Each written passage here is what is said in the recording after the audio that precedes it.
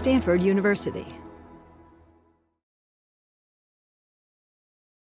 Welcome to Stanford CS 193P. This is winter quarter of 2015.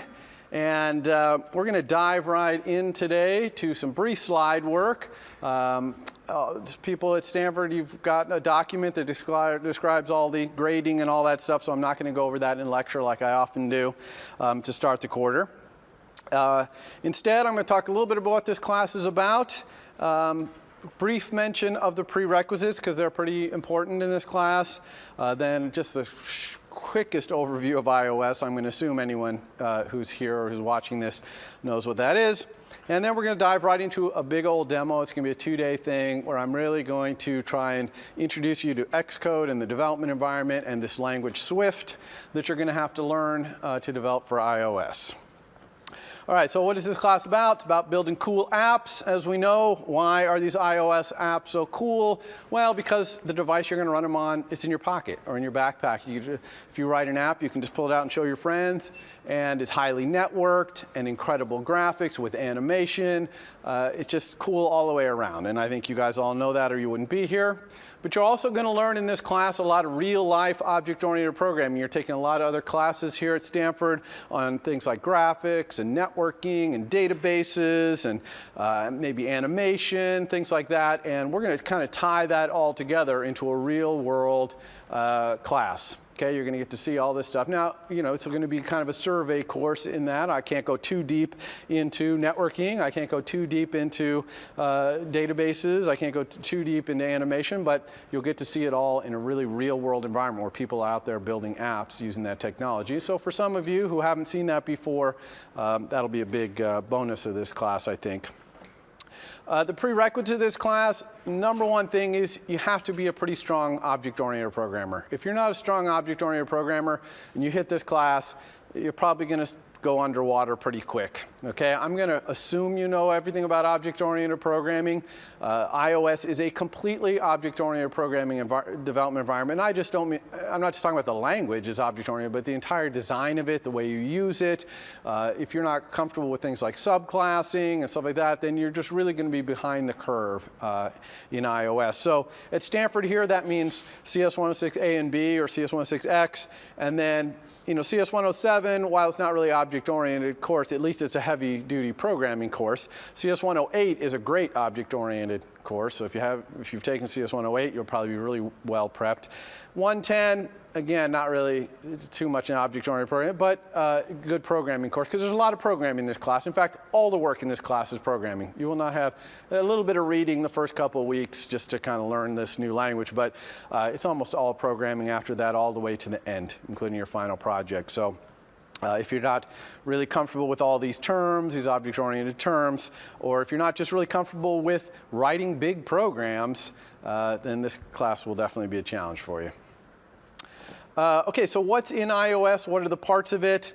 You know, it's such a big system. It's got so much in it. It's impossible for me to like encapsulate it in a small little summary. But I do have this slide right here that divides it into these 4 layers. These 4 layers are approximately down near the hardware at the bottom, up near the user at the top. Okay, so at the bottom, so a lot of people don't realize that iOS is basically a Unix-based operating system. Okay, it's very similar, shares a lot of the core of Mac OS X. Okay, now it's certainly optimized for mobile devices, which have battery restrictions and things like that. But that is basically what it is. And so down at that layer, you've got sockets and you've got permissions and things like that that have to be near the hardware to work properly. But above that, there's kind of an object-oriented layer that lets you get at a lot of that stuff using object-oriented programming. Okay, and this stuff is not UI oriented. It's more kind of accessing the hardware through object-oriented programming or accessing networking through object-oriented programming. But it's a big layer there. And so we will spend a fair amount of our time in this layer because we need those primitives to build at the higher layers. Then there's this whole layer which I wish we had more time to spend on. We only get 10 weeks in this whole class. It goes by so fast, you'll be amazed, as you're probably used to with your Stanford courses. But there's a whole media media layer here, both for static images, you know, JPEG and things like that, and video, both capturing video, editing video, all that. Incredible audio frameworks on this device for doing 3D audio, for games and all that. Unfortunately, I get to very little of this layer. I'll try to let you know that it's in there, and then you'll know to go out and seek out, if you're building a very audio-intensive app or a video-intensive app, you'll seek out that layer. But we'll spend the vast majority of our time at the Cocoa Touch layer. So the Cocoa Touch layer, that's where the buttons and sliders and things like that are.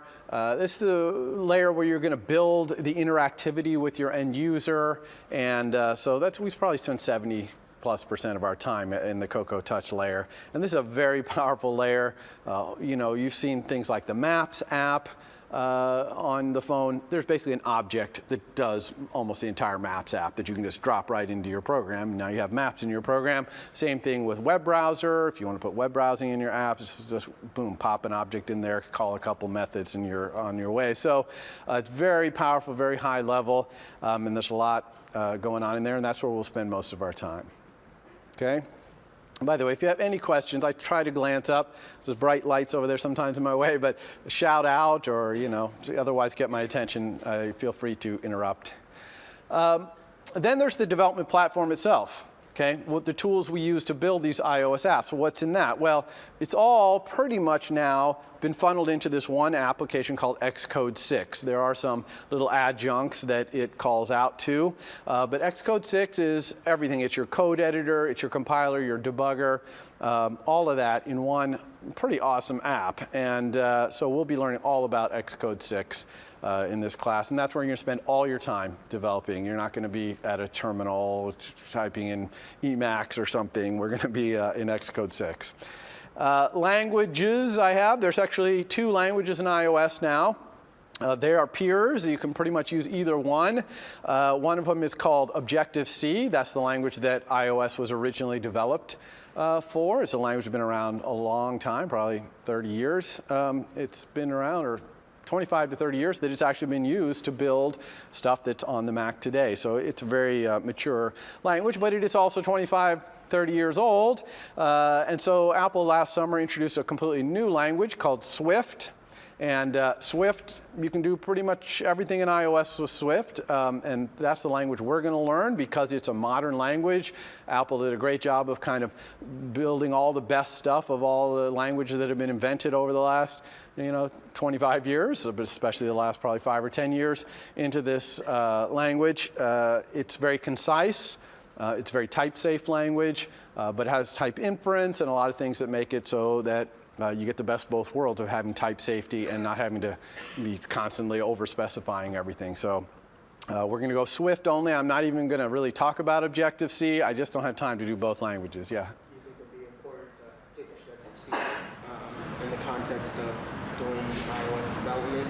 Yeah, so the question is, if I'm going out into the world to do iOS development in the real world for real companies, am I probably going to have to learn Objective-C? And the answer is, it depends on the company you're at. Probably in the short term, yes, but as the time goes by, probably more and more people switch to Swift. The good thing is the underlying iOS APIs are exactly the same for both. It's just the syntax of the language, a little bit about how the language approaches calling the APIs is slightly different, but everything you learn in here about the underlying parts of iOS will totally work in Objective-C. All the methods are the same, it's just the syntax is a little different. So don't feel too bad about not learning both languages. And once you've learned this language, learning Objective-C, it's going to be pretty easy too. So good question though. All right.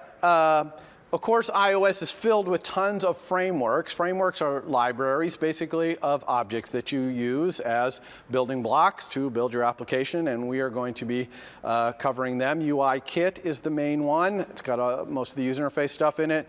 Foundation is that core services layer that I was talking about. But there's tons of other ones. Core motion for doing the device moving around, gyro and accelerometer, core data for object-oriented database, things like that. So I'll get to as many of those as I can, especially the big ones, but there's just way too many to cover in 10 weeks.